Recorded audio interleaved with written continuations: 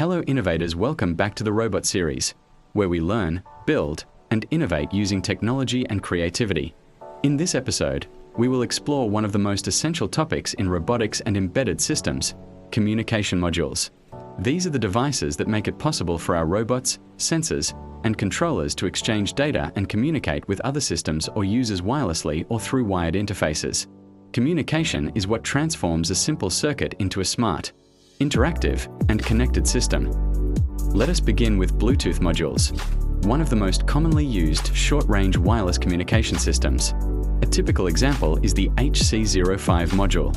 It operates at a frequency of 2.4 GHz, using serial communication through TX and RX pins that connect to your microcontroller's digital pins. The module operates on 3.3V logic, but can be powered through a 5V VCC pin thanks to its onboard regulator. The default baud rate is 9,600 bps, and the device can work in either master or slave mode, controlled through AT commands. Bluetooth modules are ideal for controlling robotic cars, wireless sensors, or automation systems over short distances of about 10 meters. Moving on to GSM modules. The SIM800L and SIM900 are perfect examples. These modules allow your system to connect to cellular networks for sending SMS, making calls, or accessing the internet via GPRS.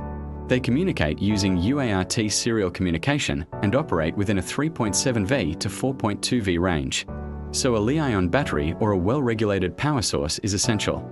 GSM modules typically use AT commands for sending instructions such as AT plus CMGS to send messages or AT plus CSQ to check network signal strength. They are widely used in IoT projects, GPS tracking systems, and security alarms that notify owners through text messages. Next, we have Wi-Fi modules, which bring Internet of Things projects to life. The most popular examples are the ESP8266 and Node MCU. These modules allow microcontrollers to connect to a Wi-Fi router and exchange data over the Internet.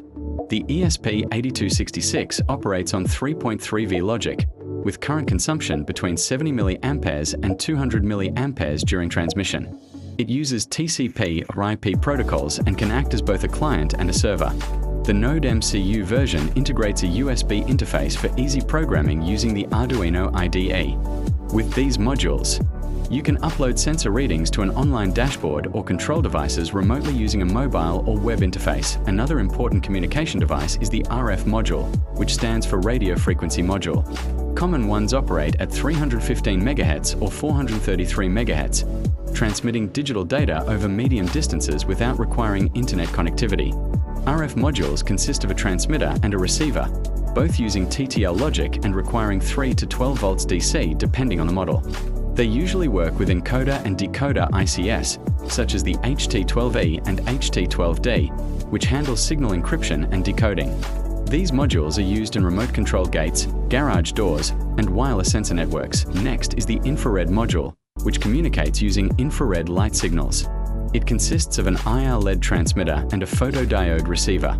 The IR LED emits invisible light when powered, typically requiring about 5V with a current limiting resistor of 220 ohms. The photodiode receives reflected signals and converts them into electrical pulses. These modules are common in TV remote controls, line-following robots, and proximity detection systems. However, they work only over short ranges and are easily affected by sunlight, making them suitable for indoor applications. We also have RFID modules, short for radio frequency identification. The RC522 is a widely used model that operates at 13.56 MHz and communicates using the SPI protocol. It uses 3.3V logic and is used for access control, attendance systems, and smart cards. When a tag or card comes near the RFID reader, it induces a magnetic field, transferring data wirelessly without physical contact. Next in line are LoRa modules, such as the RA02SX1278, which are designed for long-range communication. LoRa stands for long range, and it operates in frequencies around 433 MHz or 868 MHz, capable of transmitting data over several kilometers.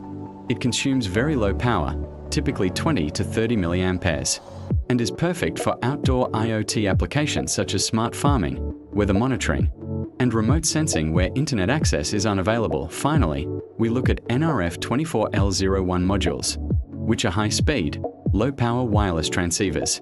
They operate in the 2.4 GHz ISM band, powered by 1.9V to 3.6V, and use SPI communication with microcontrollers.